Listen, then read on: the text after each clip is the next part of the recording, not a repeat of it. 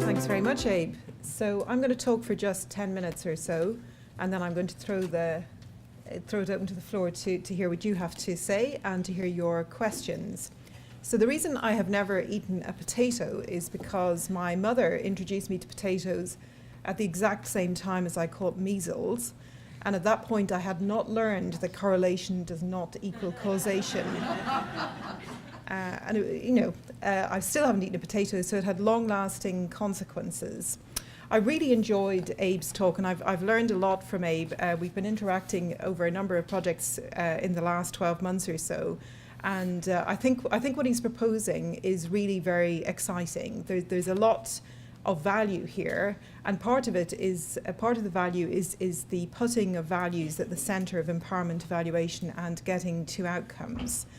There's also something very important here about understanding what's needed to get things implemented. Healthcare, where I do most of my work, has of course got a very well-established infrastructure for producing evidence that's really grown up over the last 30 years and had its origins in things like the Cochrane collaboration and so on. But there's really quite a well-established infrastructure there for producing evidence. And I guess what we've also recognised over the last 20 years is that evidence isn't self-implementing. There are things you need to do. And I was very glad to hear Abe's references to improvement science, or the science of implementation, which has tried to bring this, to give a foundation in theory and practice for doing that work of implementation. I also have some concerns about what Abe is proposing, and so I'll just talk you through very briefly what some of those are. And a lot of my remarks are really to do with the fact that I think what Abe is proposing is not so much an evaluation method as an improvement method. I think what he's describing is good practice for implementation and the bundling of techniques and principles and theories of evaluation as part of improvement methods or implementation methods, and not so much an evaluation technique of its own in its own right. So let me start by talking about the surgical checklist. And Abe described this as an evidence-based intervention. And I think one of the important roles of an evaluator is to say, well, is it really an evidence-based intervention? Who gets to say this is an evidence-based intervention? What counts as evidence? If you look at that original New England Journal article, it is a study of 8 sites doing surgery around the world. It's a very constrained design because it's a simple before and after study. There's no control group. The 8 sites are extremely heterogeneous. And if you look at the table of outcomes, only 3 of them show a significant effect. The other 5 do not show a significant effect between before and after.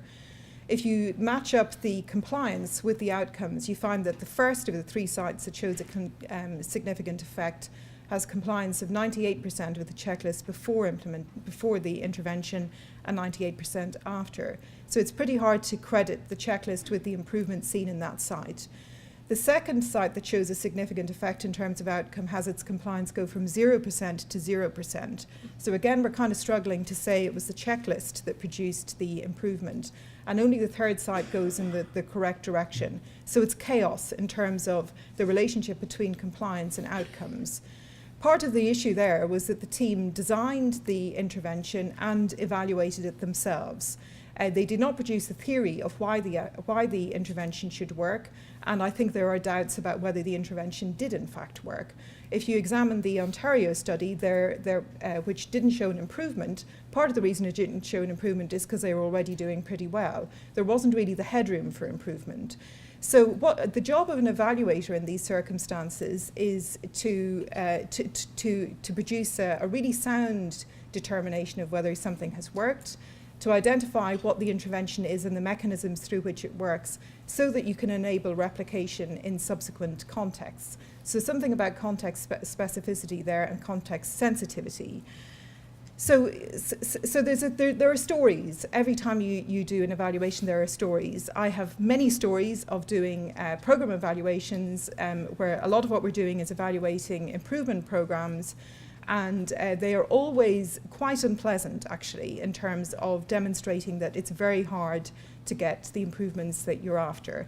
And I have come to be known as the skunk in the room, because I usually come back and say, this really hasn't worked as well as you had hoped, and here are the reasons why.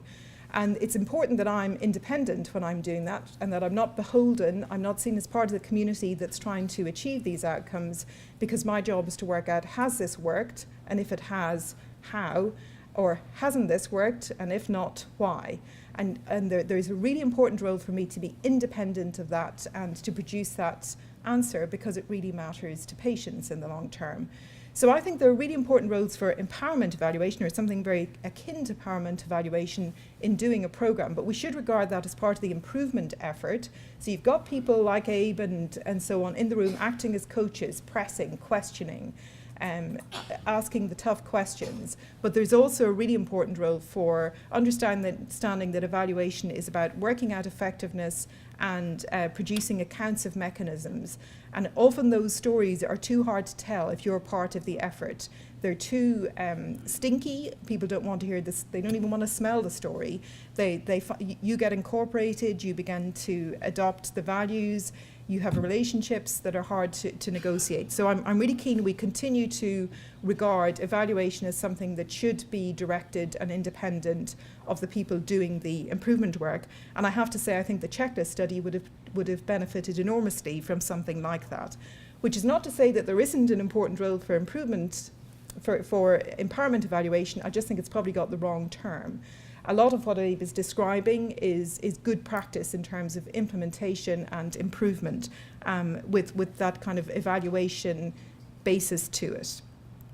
The power relationships, I think, are really important, and some of what concerns me with empowerment evaluation is that I think we probably need a more critical account of who owns the power and who gets to own the definition, who gets to call it. And there's something important there again about having independence, because it means that some of those power relationships don't overwhelm the commitment to evaluation. I was very interested that Abe described heat, light and magic. And my experience is that there's a lot of heat and light when you're doing evaluation, and the magic is sometimes a bit more difficult. So I think there are good reasons to be afraid of evaluation. Nobody on American Idol enjoys being told that they sound like a crow. People may enjoy telling them that, but it's no fun to be the person who's told that they really haven't made it. On the other hand, the person on American Idol also benefits from having a coach, somebody who's their critical friend, somebody who knows how to sing, somebody who knows the music. And that feels like the role for empowerment evaluation for me, or empowerment improvement. So they're my comments. I'm very, very interested to hear what others have to say and other questions people have. Can I throw it open?